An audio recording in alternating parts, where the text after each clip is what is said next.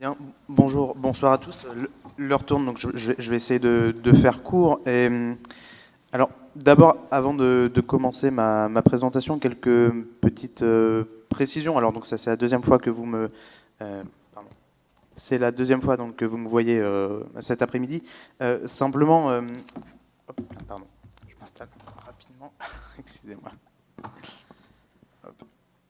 Voilà, donc ma présente communication en fait est tout à fait indépendante de ma participation au questionnaire du Gaël que j'ai présenté tout à l'heure. Mais donc, là, je vais vous parler d'un volet de ma thèse de sociologie qui porte sur l'archéologie préventive, sur ses réformes, sa mise en œuvre. Donc Jean-Paul Demoule ce matin a déjà proposé un cadrage en fait de ces questions-là, mais je vais essayer en fait de vous présenter un peu mon point de vue de sociologue extérieur en fait à la profession. Et naturellement, les archéologues qui travaillent dans ce secteur, présents dans la salle ou qui assistent au colloque en ligne, ont une connaissance évidemment intime en fait de la mise en marché des fouilles archéologiques. Donc de ce point de vue-là, je vais sans doute rien vous apprendre du tout, mais l'idée pour moi, c'était vraiment de venir déplier un petit peu les questions que ça pose pour le sociologue et d'un point de vue, enfin, quels éléments en fait peuvent être interpeller le sociologue qui veut analyser en fait des phénomènes économiques. Voilà, donc c'est un phénomène qui m'interroge toujours. C'est peut-être le volet de la thèse qui est encore le moins voilà, qui pose encore beaucoup d'énigmes. Donc naturellement, je serai preneur de vos remarques de toute façon. Alors sur le dispositif de l'archéologie préventive, alors voilà. Jean-Paul Demoule a rappelé ce matin évidemment le caractère central en fait des lois de 2001 et de 2003 et en particulier le double processus en fait avec des processus de prescription de diagnostic puis de fouille. Donc là je me concentre véritablement sur la fouille, le diagnostic étant financé ou sanctionné en fait par un impôt et la fouille étant relevant d'une prestation à la charge du maître d'ouvrage, sur la base du cahier des charges des SRA, mais ça, vous connaissez ça très bien. Simplement, on peut essayer de décrire un petit peu cette situation, point par point, je dirais, donc dans son agencement un peu socio-technique, quelles sont les opérations, en fait, les étapes, en fait, de ce processus. Là aussi, qui commence avec l'établissement du cahier des charges, en fait, par les agents prescripteurs des SRA. Je le récite très rapidement pour tout le monde. Ce qui suscite en fait un appel d'offres de la part du maître d'ouvrage qui va chercher en fait évidemment un opérateur d'archéologie pour réaliser en fait cette intervention.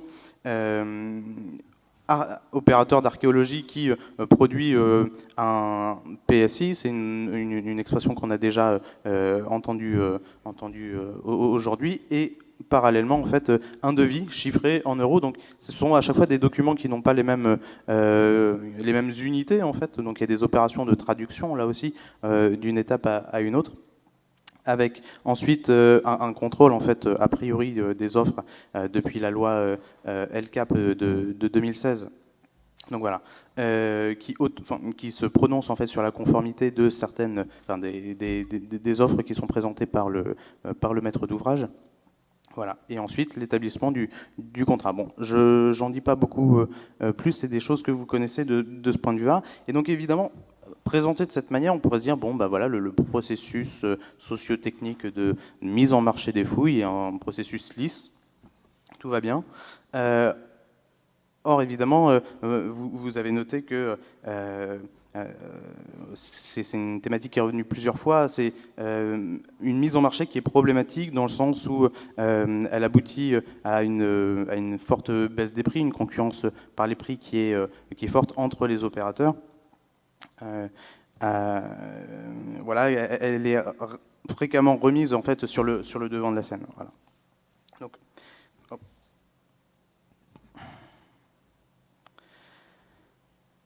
Donc, si vous voulez, moi, ma question, c'était de partir un petit peu de ça, c'était de se dire, mais en fait, finalement, c'est quoi la mise en marché des fouilles concrètement? Et je me suis rendu compte en interrogeant les gens que c'était un processus très incertain, avec de multiples incertitudes. Oui, voilà. Donc, moi, ma question, c'était de savoir si finalement la mise en marché des fouilles, le fait de demander à un maître d'ouvrage de financer des fouilles, est-ce qu'on aboutit à une situation de défiance de marché au sens où on est dans une situation d'achat contraint d'une prestation, mais où il y a une incertitude de la part du maître d'ouvrage qui est étranger en fait aux exigences de l'archéologie sur la qualité des fouilles, et en même temps un souci de conformité de ce dernier vis-à-vis des exigences des SRA. Donc on est en fait dans une situation où le maître d'ouvrage est souvent incertain sur les bons devis. Souvent, il a tendance, voilà, il se dit bon, peut-être que le moins cher peut aussi bien être aussi valable qu'un devis plus cher. Et donc, on a un phénomène qui avait été bien repéré en fait par Georges Akerlof dans le cas des marchés en fait de voitures d'occasion, qui fait qu'en fait la bonne marchandise, pardon, la mauvaise marchandise chasse la bonne, dans le sens où les offres de bonne qualité sont évincées en fait par les offres un petit peu moindres en fait. Ce qui rend en fait ce qui aboutit d'après Akerlof à une situation de disparition du marché où le marché est impossible. Voilà. Donc mon énigme, c'était de partir un peu de là. C'est-à-dire que d'un point de vue structurel, disons, on serait dans une situation où le marché n'est pas censé exister. Or, d'un point de vue pragmatique, voilà, force est de constater qu'il y a des marchés en fait qui sont de fouilles, enfin que ce secteur en fait continue d'exister depuis une vingtaine d'années. Donc manifestement, voilà, il y a une forme de coordination qui fait. Donc ma question, c'était finalement, mais du coup, la mise en marché des fouilles, comment est-ce qu'elle fait pour tenir? Comment ça se fait finalement qu'on arrive encore à vendre des fouilles archéologiques? Et donc, ma démarche, si vous voulez, c'était d'essayer de restituer un petit peu les incertitudes des différents types, des différents acteurs, donc des agents des SRA, des maîtres d'ouvrage, des opérateurs qui sont à chaque fois qui sont tenus dans un système d'interdépendance, pardon, d'incertitudes spécifiques, alors qu'ils peuvent porter soit sur justement la densité réelle de vestiges ou sur le degré d'obligation en fait qui tient le maître d'ouvrage, etc. Bon. Bref. Donc en fait, on a un beau cas de système. Bon, je suis vraiment désolé pour cette présentation peut-être un peu confuse, mais ma démarche vraiment c'était d'aller faire des entretiens un peu semi-directifs avec une soixantaine d'acteurs en fait de ces différents donc SRA, maîtres d'ouvrage, opérateurs, selon un échantillon raisonné, pour essayer de comprendre en fait quelles étaient les stratégies, les marges de manœuvre de ces différents acteurs. Voilà. Voilà. Et donc, finalement, il y a deux enjeux en fait qui me semblent importants à revisiter. C'est d'une part, on peut revenir sur deux enjeux. C'est d'une part comment comment les différents acteurs de l'archéologie composent en fait avec la tendance des maîtres d'ouvrage à minimiser en fait le coût et les délais des interventions. Et d'autre part, comment se joue l'évaluation de la conformité des offres a priori et pendant la fouille. Voilà. Alors, d'un point de vue, donc, je vais reprendre un peu acteur par acteur. Du point de vue du maître d'ouvrage, je me suis interrogé finalement sur le fait de est-ce qu'on n'a pas un cas limite d'échange au sens où on peut entendre l'échange souvent comme une relation en fait où les deux partenaires sont formellement libres, là où effectivement dans son principe, donc c'est pas un point de vue normatif de ma part, mais vraiment une description analytique, le principe casseur-payeur, lui, donc qui est au fondement en fait de la loi de 2001. Porte une logique en fait dissuasive en fait, donc c'est un mode particulier d'évaluation du coût des fouilles qui en fait s'attache d'abord en fait à l'intérêt scientifique en fait des vestiges plutôt qu'à la solvabilité du maître d'ouvrage. Voilà. Alors. Donc ça, c'est un premier élément, c'est le fait que finalement le maître d'ouvrage, il est contraint d'une certaine manière d'acheter, de financer des fouilles, et il est souvent en fait tenté de minimiser ce coût en délai et en temps, parce que les contingences en fait de son chantier s'imposent à lui. par rapport à ça, la question c'est du coup comment les SRA font pour composer avec ces marges de manœuvre en fait du maître d'ouvrage qui va essayer de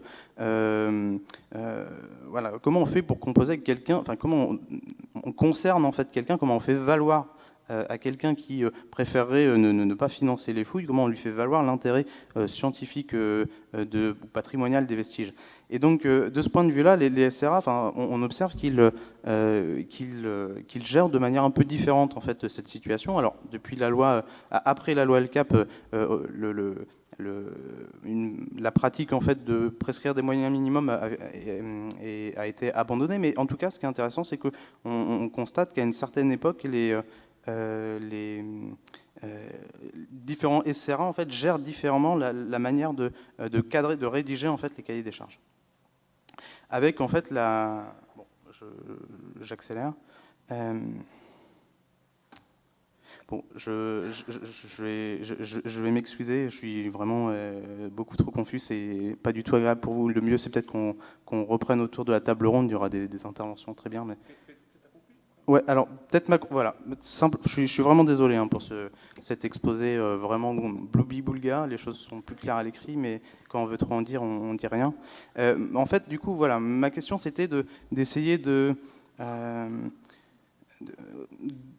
voir qu'il y avait une contradiction entre, d'une part, l'encastrement social de la valeur des vestiges à documenter, ou en tout cas du temps que les SRA aimeraient que les maîtres d'ouvrage y consacrent, et en même temps la construction d'une régulation marchande qui serait autonome ou autorégulée. Donc ça, c'était une problématique bien identifiée par Karl Polanyi dans La Grande Transformation, à propos de marché en fait qui semblerait s'autonomiser en fait d'enjeux sociaux. Et en même temps, le point sur lequel je terminerai, c'est que, et la présentation de Jean-Paul Demoule ce matin l'a bien montré, c'est qu'en fait, l'archéologie, enfin la mise en marché des fouilles archéologiques est sans cesse remise sur le métier. Donc il y a toujours des bricolages, des nouvelles réformes réglementaires, soft ou plus ou moins soft, l'intervention de différents régulateurs de la concurrence ou du législateur ou de l'administration centrale. C'est-à-dire que les pratiques en fait sur les manières de cadrer ce marché sont jamais évidentes, mais toujours recomposées. Voilà, je vous remercie pour votre attention et je suis encore vraiment désolé pour cette présentation.